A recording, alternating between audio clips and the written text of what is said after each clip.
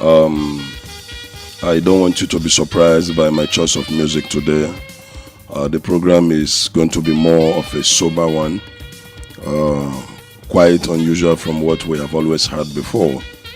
But I want you to know that whatever I bring your way, whatever I present to you on this frequency, is something that we need in our homes. We want to talk about the power of death in families. Someone may wonder, what has death got to do with her marriage or relationship and all of that? It has a lot to do. It has a lot to do. And I'm sure by the time I am done, you will understand why I say it has a lot to do by the time I'm done with my presentation this evening. Because it could positively affect the way you see the person you call a friend. It could affect the way you see the next person. It could affect the way you look at things. It could affect the way you do things. And so permit me to treat this sober topic today. And then perhaps it will kind of refreshing you and make you see life differently again. What is death? For me, I see death as a permanent end of the existence of every living being. Death. Oh, death. We talk about it, it's so much talked about, it's so much feared. Death is inevitable. That is unavoidable. Whatever you do, wherever you are, wherever you are going, your distance, your geographical location, your profile, the nature of the work you do, what makes you a human being, irrespective of the facts surrounding you, cannot prevent you from being a victim of death. And apart from change, which we know that is a permanent feature in this world, death is the only thing that is guaranteed in this life that we live. Regardless of who you are or where you are from, death is very certain. Listeners, what's funny is that even though we know death will come and surely will come, we still fear it and do all we can to even prevent death from coming. Save your strength, save your breath, save your resources. Do the best you can do. Death cannot be bought with money. It cannot be exchanged by anything you own or have in this world. And so I believe the reason we fear death is because there is not much that we know about the thing called death itself. For some, they close their eyes and death comes calling, and they are gone. For others, a little illness and maybe on their way to the hospital, death comes along that way and they are gone. And some others get into transportation. For example, it could be aeroplane, it could be bicycle, it could be motorbike, it could be car, it could be train, it could be even ship. And death could come calling. And just with a bang, someone has crossed over. Death has visited. There are several ways that it could visit a person. We'll all know.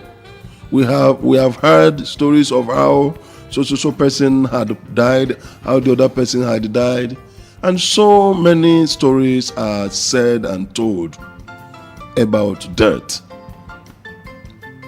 And still we fear it.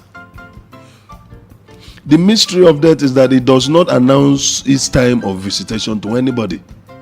In other words, You can even go down having had sumptuous dinner, having had a good time with your family, and you go to bed to rest for the night. And that's it. Death comes knocking. Then the story becomes, oh, he was very healthy, he was very lively, we had dinner together, this was what he said, these were the things he said. But that is the sad reality. It comes when no one is expecting. Yet, closed doors of iron bars are not even enough to scare death away. While we are still considering how death visits a family, my listeners, this evening, it is also important to pause, take a break for a moment to imagine the partial nature of death. What do I mean? Death is very, very partial. And that is the most painful aspect of this unwanted visitor to every family and to every home.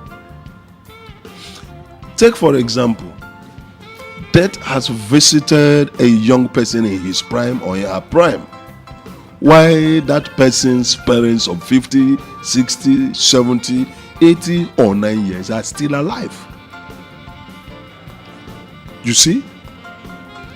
Death has no conscience, because if it has, it would be more appropriate for death to come knocking at the door of someone that is 90 years old against a 20-year-old person, against a 10-year-old person, against a 30-year-old person.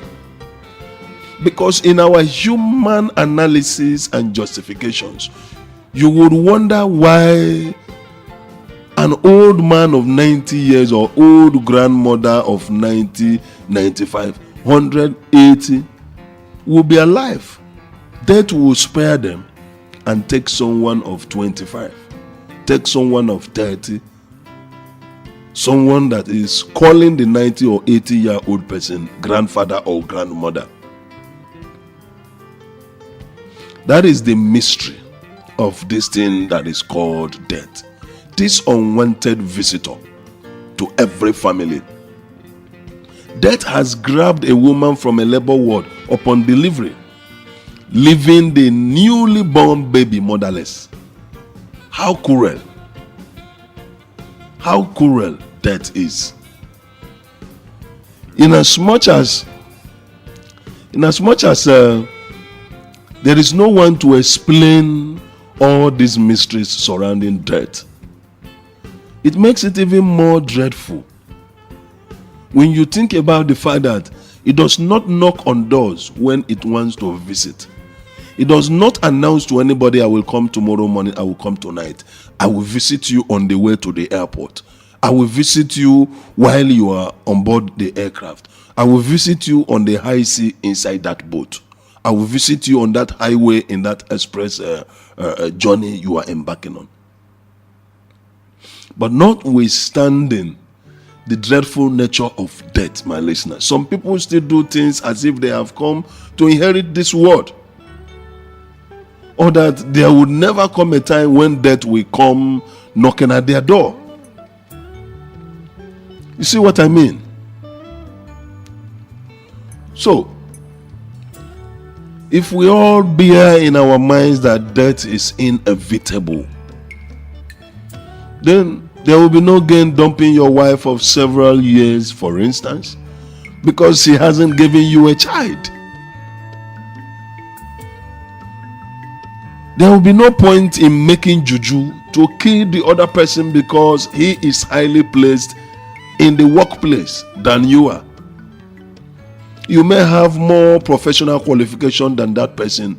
You may be older, either in age or even in the job. When you realize the fact that we are all here on a temporary visit, it wouldn't profit you anything that is permanent, for you to snuff life out of the other person because there is some level of disagreement. There will be no reason whatsoever Why someone would want to transfer the luck of another person to himself?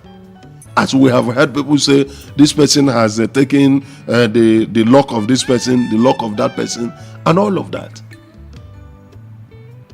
I mean, listeners tonight, you would have no reason to love your spouse less if you understand that death is the thing that will visit everybody and at any time.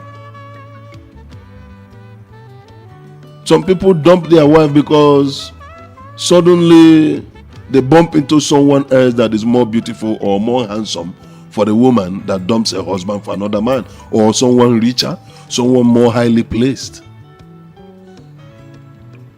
If only you realize that beauty is meaningful only while you are still alive, you will stop admiring another person against the one you have.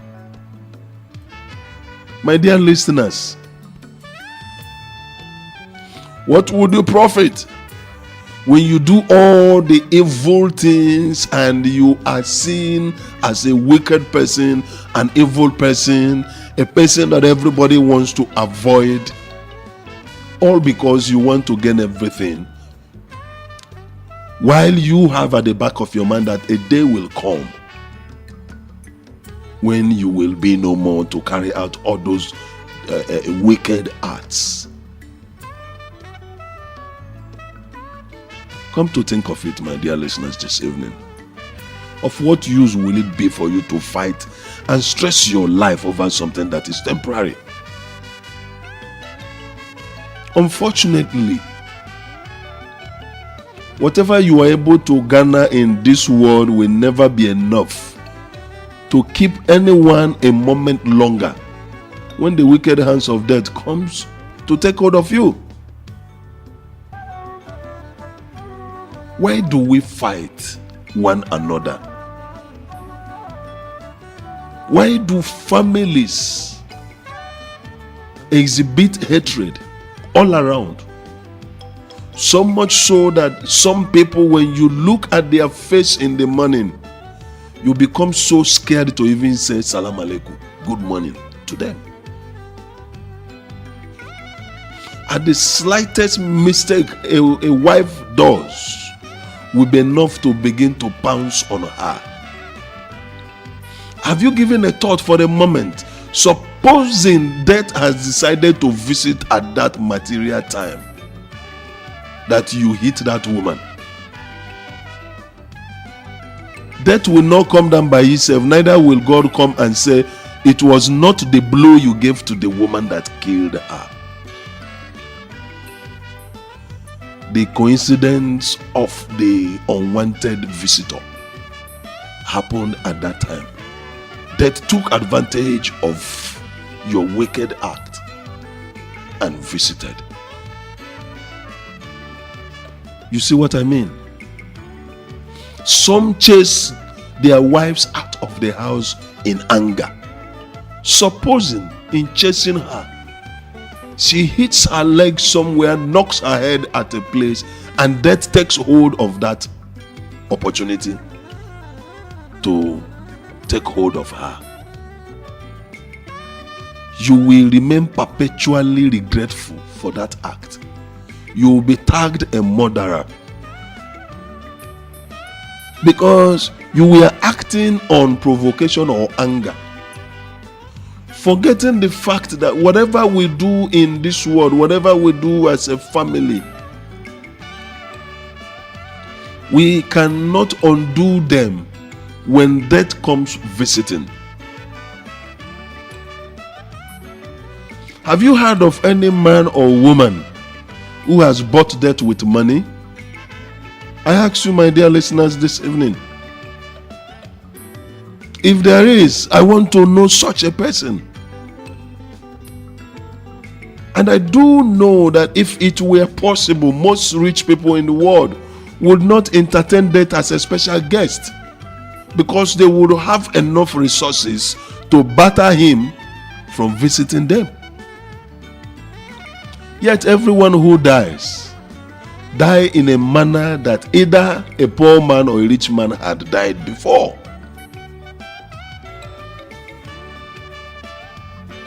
I don't know what I'm discussing this evening, if it is already having an impact in that family seated out there listening to me. Why would you want to disown a child you brought into this world, irrespective of what that child has done?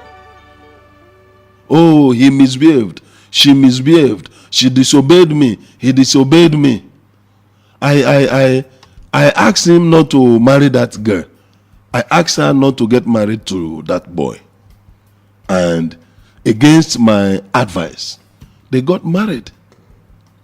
Therefore, he is no longer my child. She is no longer my child.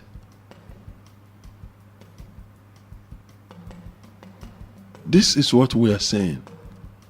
Why would you want to disown a child that did not beg you to bring him or her into this world? Why would you want to disown a child that, God forbid, if you're in a position where death comes to snatch the child away, the child will go quietly in peace and leave you in this world?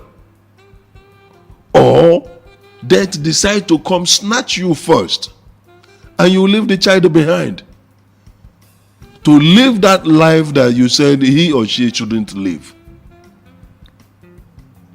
Dear daddies and mummies, this evening, as you listen to me, in the decisions you make in this world, realize that everything is temporal.